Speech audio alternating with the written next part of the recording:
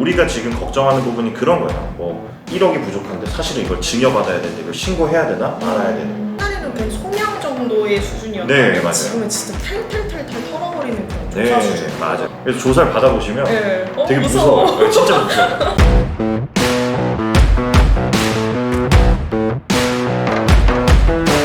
대문사님 짤막한 소개 한번 부탁드릴게요. 네, 안녕하세요. 저는 지금 현재 세무법인 다솔 본점에서 근무하고 있는 이제 박정수 세무사입니다. 네, 안녕하세요. 오늘 주제는 이제 자금 출처 조사 관련해서 오늘 뭐 오해하고 계신 부분들이나 아니면 자금 출처 조사가 어떤 건지, 그리고 우리가 제대로 알고 어떻게 대응하는 게 유리한지에 대해서 오늘 배민주 기자님이랑 한번 알아보면서 이런 구독자분들에게 도움드리는 자리가 되었으면 합니다. 조사라고 하면 약간 좀 네. 너무 어마어마하게 느껴지는데 네. 자금 출처 조사가 뭔지 조금 정리해 주실 수 있을까요? 일단은 자금 출처 조사라는 건 말 그대로 나의 직업이나 뭐 연령이나 이제 소득이 어떠한 재산을 취득하거나 채무를 상환했을 때 직업, 연령, 뭐 소득 그리고 재산 등의 상태로 봐서 내가 자력으로 이제 취득하기가 어렵다라는 이런 부분들이 보여지게 되면 실제적으로 어떻게 취득했는지에 대해서 세금 탈루 혐의에 대해서 이제 조사를 개시하는 것을 말하고 있는 거죠. 네. 뭐 예를 들면 네. 20대 후반이나 네. 사회 초년생인데 네. 갑자기 뭐 몇 억대의 아파트를 산다던가 네. 이런 식일 때 조금 대상이 될 수 있다는 거죠. 그렇죠.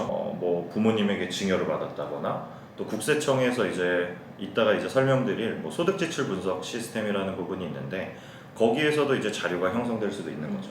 그래서 만약에 내가 뭐 국세청에 많은 소득으로 연간에 뭐 소득이 잡히고 있고 그 소득에 맞게끔 부동산을 취득했다라고 하면 조사 대상으로 이제 선정될 일은 없는 거죠, 사실은. 그럼 그렇게 사게 된다면 어떤 걸 좀 준비해야 될까요?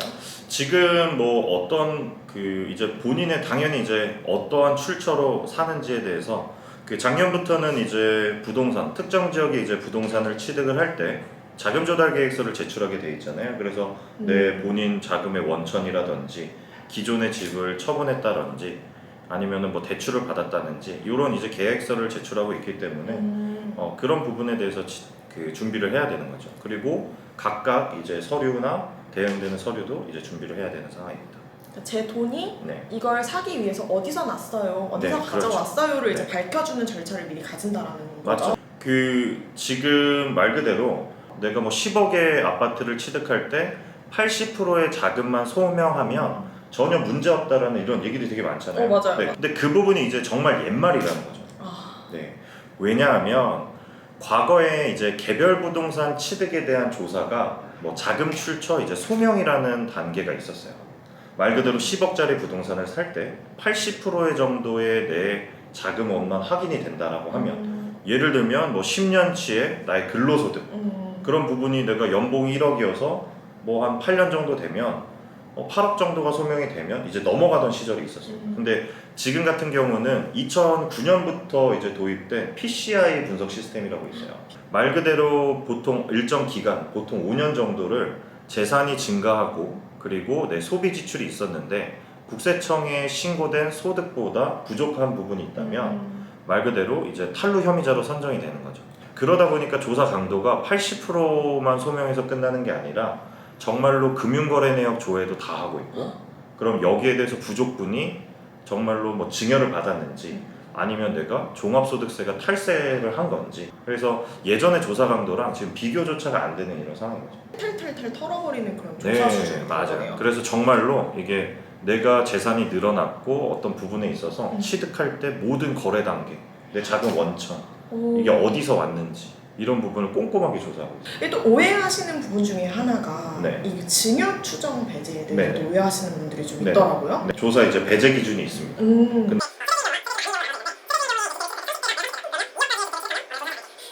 근데 기자님 이게 지금 의미가 있을까요?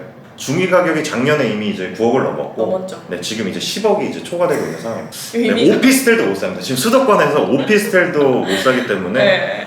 대부분 모든 사람들 지금 수도권에 주택을 구입하는 자들 같은 경우는 자금 출처 조사 대상이 된다라고 보시고 네, 꼼꼼히 조사하시는 그 대응하시는 게 맞죠. 예전에는 신고 안 하고 넘어갈 수 있지 않을까가 지금은 이제 철저히 대비하고 준비해 놓는 것이 이제 세금을 줄이는 부분이 되는 거죠. 그러면 만약에 내가 조사 통보를 받았다. 뭘 준비를 하면 될까요? 사실 이제 조사 통보를 받았을 때 준비를 한다라는 건 늦은 거죠. 늦었습니다. 이미 늦었다. 늦었습니다. 이제는 뭐 지금 차용증을 쓴다거나 지금 뭐 내가 부모님으로 빌렸다라고 하기에는 너무 늦었습니다. 그래서 내가 취득을 하거나 상환할 때 미리미리 준비하는 것이 중요한 거죠. 말 그대로 내가 어떠한 부동산을 취득을 할 때 가령 내가 10억짜리 집을 취득을 합니다. 상상만 해도 너무 좋다. 10억짜리 부동산을 취득을 할 때 내가 뭐 기존에 있었던 전세자금 4억 그리고 뭐 대출금을 뭐 3억 정도 받아서 지금 이제 내가 내 자금, 본인 자금을 이제 7억을 마련을 했는데 나머지 이제 3억이 부족하단 말이에요. 대부분의 사람들이 그렇습니다. 지금 이제 대출 규제도 심해졌기 때문에 그러면 어쩔 수 없이 부모님에게 돈을 빌릴 수밖에 없다라는 거죠. 그러면 과거에는 어떻게 했었냐면 3억에 대해서 그냥 뭐 차용증 써놓고 나중에 조사 나오면 대응하자 이런 시절이 있었습니다. 이것도 지금도 틀린 말은 아닌데 말 그대로 이제 지금 저희 이제 세무법인 다솔에서는 일부 정말로 증여를 받을 금액이 있으면 10%의 낮은 세율 우리가 증여세율이 1억까지는 10%잖아요. 네. 그리고 내가 자녀라고 하면 5천만 원 공제가 되니까 1억을 증여받더라도 이제 5천만 원 공제받고 그러면 이제 500만 원 정도의 세금만 내면 끝납니다. 근데 이게 이제 세금을 안 내보신 분들 같은 경우는 굉장히 또 크게 느껴지지만 전문가인 저희 입장으로 봤을 때는 10%의 낮은 세율 구간까지는 세금을 내고 나머지 금액에 대해서는 나와 이제 부모님 간에 변제 의사가 있다든지 이런 변제 능력이 있어야 돼요. 변제 능력? 네, 변제 능력이 있어요. 내가 소득이 있어야죠. 소득이 없는데 차용증 썼다? 그럼 국세청에서 인정하지 않습니다. 일부 낮은 세율 구간까지는 증여세를 자진신고하고 그리고 나머지 내가 진짜 변제 의사와 내가 능력이 있어야 돼요. 네. 그렇기 때문에 실제적으로 내가 상환을 하겠다라는 이런 이제 차용증을 작성을 해서 일부 어느 정도 비율을 맞춰서 최적의 비율대로 의사결정을 하시는 게 가장 좋다라는 거죠. 부모님과 내가 차용증 쓰고 그 얼마를 내가 빌렸는지 언제 상환할 건지 이자를 어떻게 지급할 건지에 대한 부분을 공증까지 받아놓으면 세무조사 나오더라도 걱정이 없는 거죠. 이자도 꼬박꼬박 납입을 해야 되는 거죠? 당연하죠. 그렇죠. 국세청에서 정한 이자율은 4.6%인데 예를 들어서 1,000만 원 미만, 1년 기준으로 1,000만 원 미만까지 내가 과소받거나 덜 받는다고 하더라도 국세청에서 세법상의 별다른 불이익이 없어요. 가령 그런 계산을 해보면 2억까지는 4.6%라고 하더라도 1,000만 원이 안 넘죠.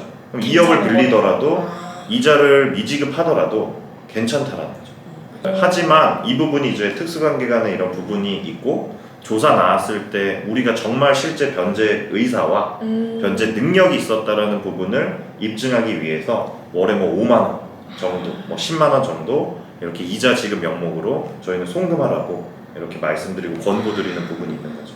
쉽게 말씀드리면 자금 조달 계획서는 말 그대로 실질에 근거해서 작성하시면 되는 거예요. 방금 이제 자금 출처 대비에 대해서 말씀드렸던 것처럼 나의 이제 뭐 기존에 처분됐던 주택이 있고 또 나의 보유 재산이 있고 또 배우자의 자금도 내가 쓴다라고 하면 배우자로부터 이제 증여받아서 사용할 계획이라고 쓰면 되고 말 그대로 계획서입니다. 그래서 부족분에 대해서는 특수관계간의 이제 차용증이나 이런 부분들로 이제 작성을 해서 거기다가 기재만 하면 되는 거죠.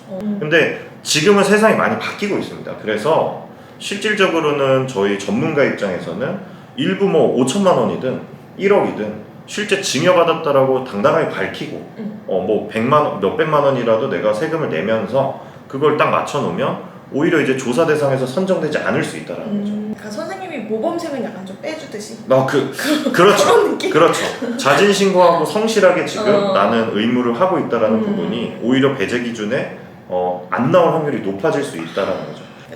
오늘의 결론은 대비를 잘하자. 네. 그래서 미리미리 준비하는 것이 이제 줄이는 부분이고 세무조사에 대한 걱정 없이 발 편하게 발 뻗고 발 뻗고 그게 이제 최고의 절세 방법이라고 할 수 있는 거죠. 끝으로 시청해주신 우리 구독자 여러분 감사합니다. 네. 다음에 또 뵙겠습니다. 네, 감사합니다.